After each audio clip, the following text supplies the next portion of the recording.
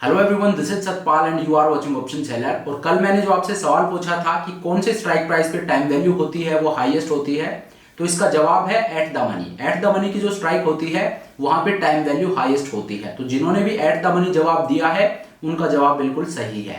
अब आज का सवाल मैं आपसे पूछता हूं और आज का सवाल यह है कि which option Greek represents the rate of change of premium with change in underline. कि जब अंडरलाइन चेंज होता है तो उसके अकॉर्डिंग आपके ऑप्शन का प्रीमियम कितना चेंज हो रहा है, ये कौन सा ग्रीक हमें बताता है। जैसे एग्जांपल के लिए निफ्टी है, अगर निफ्टी 100 पॉइंट मूव करता है तो आपने जो स्ट्राइक प्राइस बाई या सेल की है ऑप्शन की, उसका प्रीमियम कितना चेंज होगा, ये हमें कौन सा ग्रीक बताता है। तो ये आपका आज का सवाल है। कमेंट बॉक्स में इसका जवाब आप मुझे दीजिए। कल के वीडियो में मैं आपको बताऊंगा कि इसका सही जवाब क्या है। तो चलिए अब आज के इस वीडियो को शुरू करते हैं। और आज के इस वीडियो में मैं आपको बताऊंगा कि आप किस तरह से ऑप्शन बाइंग कर सकते हो ऑलमोस्ट जीरो रिस्क के साथ या वेरी मिनिमम रिस्क के साथ आप ऑप्शन बाइंग किस तरह से कर सकते हो। और दूसरा इसका एस्पेक्ट अगर मैं आपको बताऊं तो ऑप्शन बाइंग जब आप करते हो स्ट्रेटजीज के थ्रू, जैसे बुल कॉल स्प्रेड या बियर पुट स्प्रेड, तो वहां पे अगर मार्केट आपके फेवर में जाता है तो आपको प्रॉफिट होगा और मार्केट आपके अगेंस्ट जाता है तो आपको लॉस होगा। तो यहाँ पे अब आप इस लॉस को किस तरह से हटा सकते हो और जब मार्केट आपके फेवर में जाए तो आपको जो प्रॉफिट हो रहा है उसको आप किस तरह से इंक्रीज कर सकते हो, आज के इस वीडियो में मैं आपको ये बताऊंगा। तो ये चीज मैं आपको बुल कॉल स्प्रेड का एग्जांपल लेके दिखाऊंगा। हालांकि बुल कॉल स्प्रेड पे मैं ऑलरेडी काफी वीडियोस डाल चुका हूं। If I am not wrong almost मैं 7-8 वीडियोस इस टॉपिक पे डाल चुका हूं, जहां पे मैंने आपको एडजस्टमेंट करने बताए हैं, कैसे आप उसको रिस्क फ्री बना सकते हो, ये मैंने बताया है। और आज का वीडियो है ये भी उसी से थोड़ा सिमिलर है, लेकिन जो चीज मैं आज के इस वीडियो में बताऊंगा ये बिल्कुल डिफरेंट है। तो इसको पूरे फोकस और अटेंशन के साथ आप देखिए। तो देखिए मार्केट में अभी वोलेटिलिटी है वो ऑन द डाउन साइड चल रही है, वोलेटिलिटी है वो काफी कम है। तो यहाँ पे हम ऑप्शन बाइंग की आजकल बात करते हैं, हालांकि हम ऑप्शन सेलिंग करते हैं, लेकिन अभी जो मार्केट में सिनेरियो है यहाँ पे डेबिट स्प्रेड है वो आपको ट्रेड करने चाहिए। वैसे तो कैलेंडर और डायगोनल स्प्रेड है वो इस तरह के मार्केट में सबसे सूटेबल है, लेकिन यहाँ पे मैं बात कर रहा हूँ ऑप्शन बाइंग स्ट्रेटजी की। तो बुल कॉल स्प्रेड का एग्जांपल लेके मैं आपको दिखाऊंगा। मैं अब आपको स्क्रीन पर लेकर चलता हूं और वहां पे आपको दिखाता हूं कि कैसे आपको ऑप्शन बाइंग करनी है, कैसे आप एक बुल कॉल स्प्रेड में अपना प्रॉफिट है उसको इंक्रीज कर सकते हो और कैसे जो आपका रिस्क है उसको आप कम कर सकते हो। तो चलिए स्क्रीन पर चलते हैं। तो देखिए ये मैं आपको स्क्रीन पर ले आया हूं और यहां पर अब मैं आपको ट्रेड करके दिखाता हूं। तो ये तो करंट सीरीज चल रही है, मैं आपको सिमुलेटर में लेके चलता हूं और वहां पे ये चीज आपको प्रैक्टिकली करके दिखाता हूं। तो ऑप्शन सिमुलेटर को मैं ओपन कर लेता हूं यहाँ पे। तो मैंने जो मंथ निकाला है, जो लास्ट ईयर दिसंबर का मंथ था, उसमें मार्केट काफी तेजी से गिरा था। तो वहां पे मैं आपको दिखाता हूं एक बियर पुट स्प्रेड को ट्रेड करके, क्योंकि बियर पुट स्प्रेड को जब हम ट्रेड करेंगे और मार्केट अगर गिरेगा तो वहां पे हमें प्रॉफिट होगा। तो उस प्रॉफिट को आप किस तरह से बढ़ा सकते हो और मार्केट अगर रिवर्स होता है तो आपका जो रिस्क था उसको आप किस तरह से कम कर सकते हो या हटा सकते हो, ये चीज मैं आपको दिखाता हूं। तो मैं यहाँ पे लगा लेता हूं। मान लीजिए 1 दिसंबर को हम ट्रेड को इनिशिएट करते हैं और दिसंबर की एक्सपायरी कब थी, 29 ऑफ दिसंबर को। तो मैंने यहां पे लगा लिया है 1 दिसंबर को हम ट्रेड में एंट्री लेंगे और एक्सपायरी कब है, 29 ऑफ दिसंबर को। तो 1 दिसंबर को निफ्टी कहां पे ट्रेड कर रहा है, 18867 है, ये एट द मनी का लेवल है। यहां पे निफ्टी ट्रेड कर रहा है 1 दिसंबर को। तो इस दिन हम यहाँ पे ट्रेड लेंगे। तो मैं क्या करूंगा, तो यहाँ पे मैं ऑप्शन चेन को ओपन कर लेता हूं। 18800 है, ये ऑलमोस्ट एट द मनी का लेवल है। तो मैं क्या करूंगा, मैं यहाँ पे एक बियर पुट स्प्रेड को ट्रेड करूंगा। तो 18800 के लेवल पे मैं जाता हूं और यहां का मैं पुट ऑप्शन बाय कर लेता हूं, जो कि ट्रेड हो रहा है 167 रुपीज पे। तो इसका एक लॉट मैंने बाय कर लिया और यहां से 100 पॉइंट नीचे जाके और 18700 का जो पुट ऑप्शन है इसका एक लॉट मैंने सेल कर दिया, जो कि ट्रेड हो रहा है 138 रुपीज पे। और अब आप देखिए ये मेरा पे ऑफ चार्ट बनता है। मेरा जो मैक्सिमम प्रॉफिट है 3500 रुपीज का है, मेरा मैक्सिमम लॉस है ये 1400 रुपीज का है। अब मैं आपको यहाँ पे कैच बताता हूं, अगर आप बुल कॉल स्प्रेड या बियर पुट स्प्रेड को ट्रेड करते हो और जितना आप इन द मनी में जाके ट्रेड करोगे, आपका रिस्क रिवॉर्ड है वो उतना ही आपको खराब मिलेगा। जी हाँ, और जितना आप आउट द मनी में आते जाओगे आपका रिस्क रिवॉर्ड है ये बेटर होता जाएगा, कि आपका जो रिस्क है उसके अगेंस्ट जो रिवॉर्ड आपको मिल रहा है वो बेटर होगा। तो मेक श्योर कि आप एट द मनी से थोड़ा सा बाहर आके और वहां पे इसको ट्रेड करें। बहुत ज्यादा आउट द मनी में आपको नहीं जाना है, क्योंकि वहां पे रिस्क रिवॉर्ड तो अच्छा होगा लेकिन आपकी प्रोबेबिलिटी ऑफ प्रॉफिट है वो नीचे चली जाएगी। तो ऐसा भी नहीं है कि आप इन द मनी में जाके बनाओ, या ऐसा भी नहीं है आप बहुत आउट द मनी में जाके बनाओ। आपको एट द मनी के आसपास रहना है, लेकिन स्लाइटली आपका टिल्ट आपके डायरेक्शनल व्यू के अकॉर्डिंग और आउट द मनी की तरफ होना चाहिए। जब आप ऐसा करोगे तो वहां पे आपका रिस्क रिवॉर्ड है वो सबसे बेस्ट आपको मिलेगा with good probability of profit. तो यहाँ पे मैंने ये ट्रेड ले लिया है, इसमें मेरा मैक्सिमम प्रॉफिट है 3500 रुपीज का है और मैक्सिमम लॉस है ये ऑलमोस्ट 1500 रुपीज का है। अब एक एक दिन करके हम यहाँ पे आगे चलते हैं और देखते हैं यहाँ पे किस तरह का एडजस्टमेंट हमें करना है।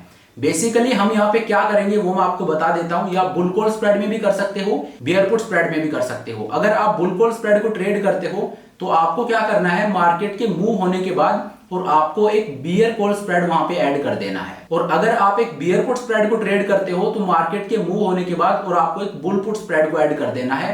और इससे होगा क्या, आपका जो प्रॉफिट है वो भी ऊपर जाएगा और दूसरी तरफ आपका जो रिस्क है ये भी ऑलमोस्ट पूरा हट जाएगा या काफी एक्सटेंड तक ये कम हो जाएगा। तो ये एडजस्टमेंट है जो आपको करना है, मैं आपको प्रैक्टिकली करके दिखाता हूं। तो एक एक दिन करके हम आगे चलते हैं। मार्केट थोड़ा सा नीचे गया है, मेरा प्रॉफिट है 285 रुपीज का है। नेक्स्ट मेरा प्रॉफिट है ये 450 रुपीज का है।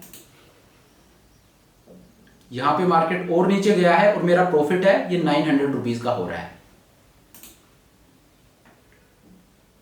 और अब जो मेरा प्रॉफिट है ये ऑलमोस्ट 800 रुपीज का है। 7 दिसंबर हो चुका आज।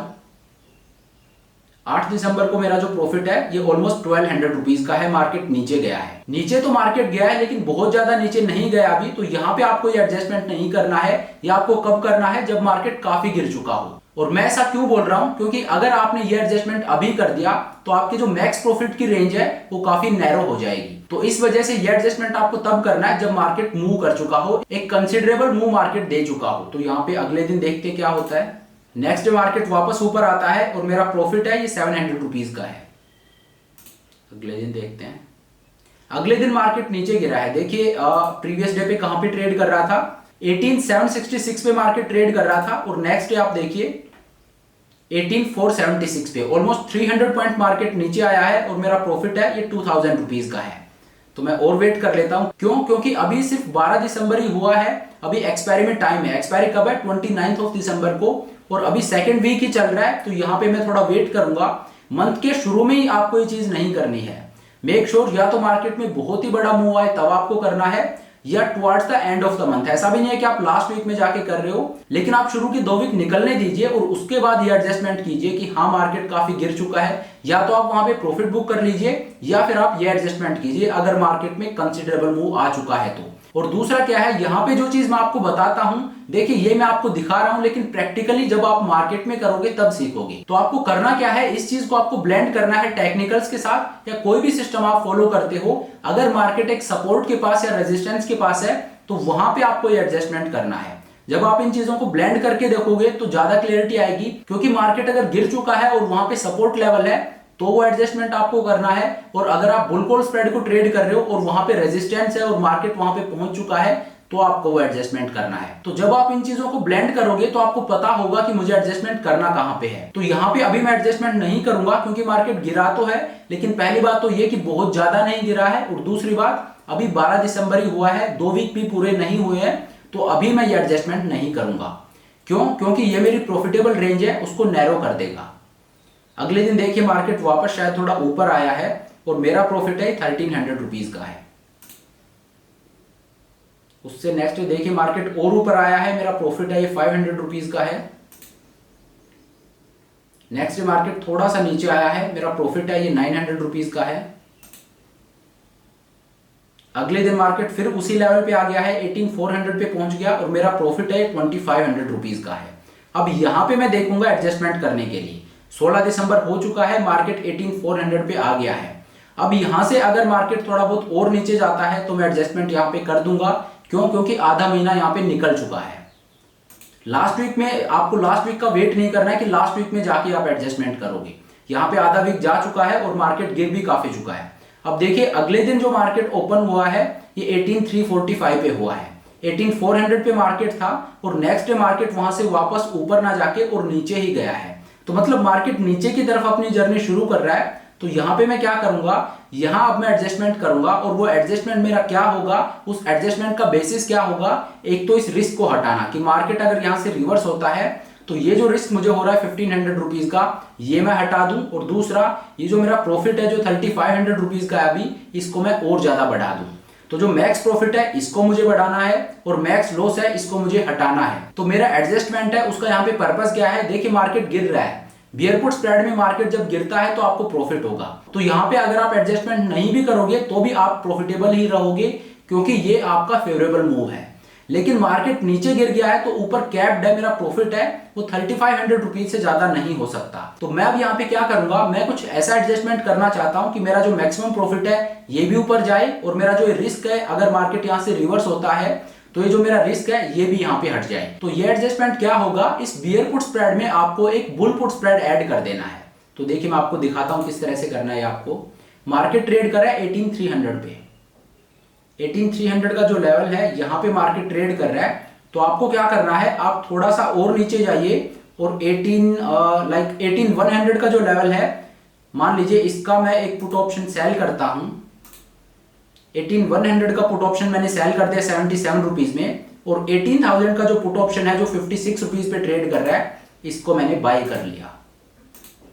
और अब आप देखिए ये मेरा पे ऑफ चार्ट बनता है। अब मेरा जो मैक्सिमम प्रॉफिट है ये 3500 रुपीज का हो गया है, और मैक्सिमम लॉस है अभी सिर्फ 400 रुपए का रह गया है। पहले ये कितना था 1500 रुपीज का, और अब ये कितना रह गया है 400 रुपए का। अगर आप इसको भी हटाना चाहते हो तो किस तरह से हटा सकते हो ये भी मैं आपको बता देता हूं। देखिए ये जो मैंने बुल पुट स्प्रेड ऐड किया है इसको आप थोड़ा और ऊपर ले आइए। अगर आप इसको और ऊपर ले आओगे तो आपका जो रिस्क है यहाँ पे 400 रुपीज का ये भी कम हो जाएगा। मैं आपको दिखा देता हूं। अगर मैं 18100 को सेल ना करके और 18200 को सेल करता हूं,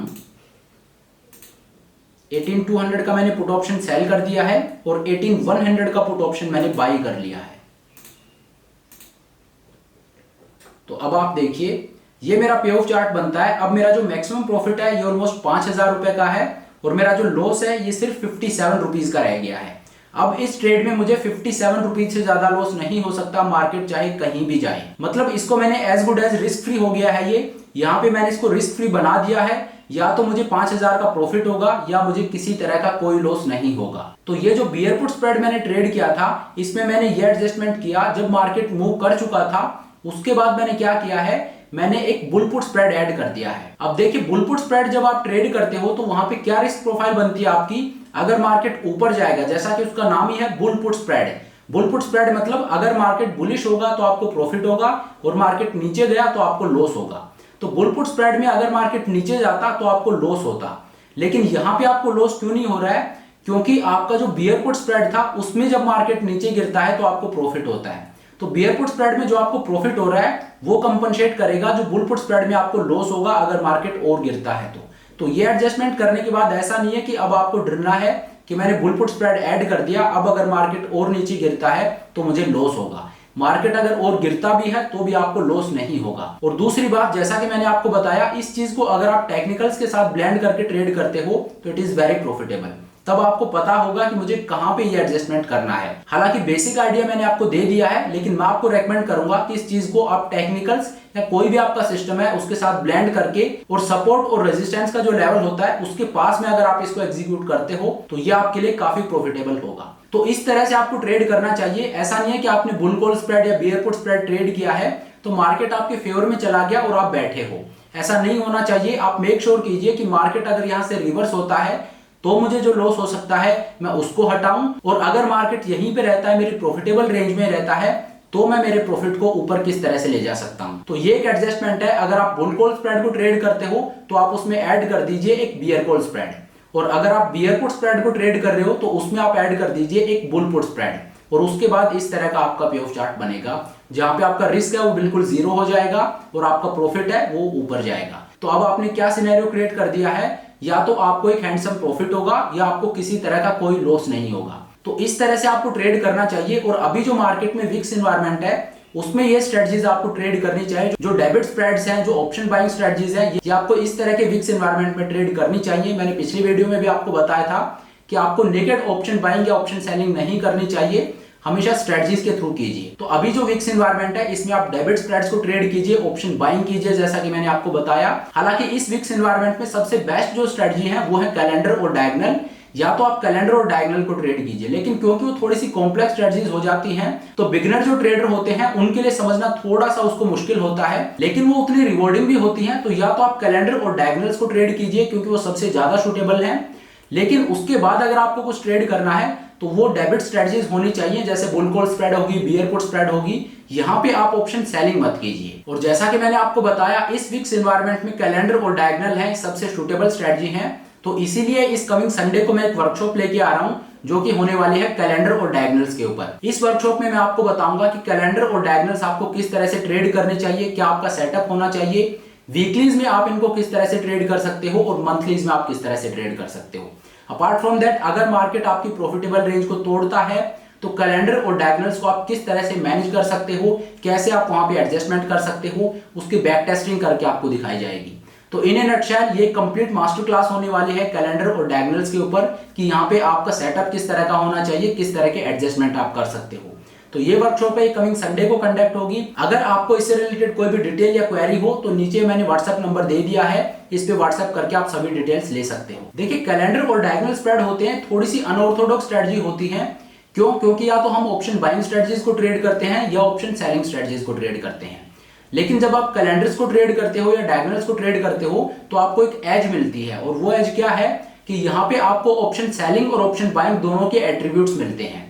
थीटा डिके होता है वो ऑप्शन सेलर का फ्रेंड होता है, लेकिन ऑप्शन बायर के वो अगेंस्ट काम करता है। वहीं पे वोलेटिलिटी है, वोलेटिलिटी अगर ऊपर जाती है तो ऑप्शन सेलर के वो अगेंस्ट काम करेगी, वहीं पे ऑप्शन बायर के वो फेवर में काम करेगी। लेकिन कैलेंडर और डायगोनल स्प्रेड्स में दोनों चीजें आती हैं। कैलेंडर स्प्रेड में थीटा डिके है, वो भी आपके फेवर में काम करता है, और विक्स अगर ऊपर जाती है तो वो भी आपके फेवर में काम करती है। और दूसरी अच्छी बात इसकी क्या है, यहाँ पे आपकी जो मार्जिन रिक्वायरमेंट है वो सिर्फ 20 से 25 हजार रुपए होती है। तो ऐसा भी नहीं कि आपकी मार्जिन रिक्वायरमेंट है वो बहुत ज्यादा है, मार्जिन रिक्वायरमेंट है वो 20 से 25 हजार रुपए है।